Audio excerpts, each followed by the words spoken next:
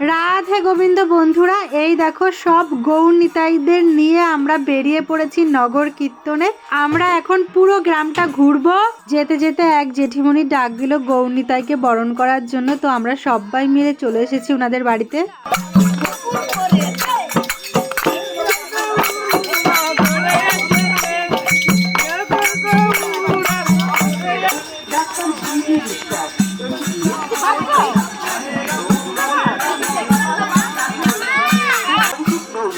বসছেন প্রতি শনিবার দুপুর 1টা থেকে।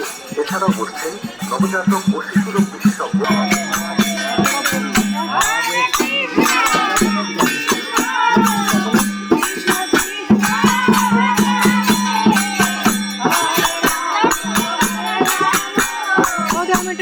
পুরো গ্রাম ঘুরে শেষমেশ গৌর নিতাইকে আমাদের বাড়িতে নিয়ে আসলাম বরণ করার জন্য।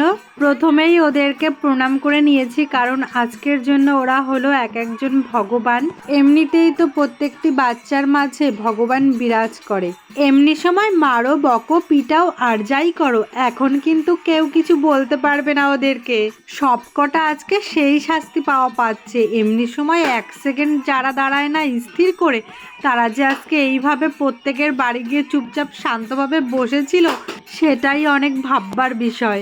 বাচ্চাদের মিষ্টিমুখ করিয়ে গুরুজনদেরও প্রণাম করে নিলাম। তো কেমন লাগলো আমাদের নগর কীর্তন অবশ্যই কমেন্ট করে জানিও। দেখা হবে নেক্সট ভিডিওতে। টাটা।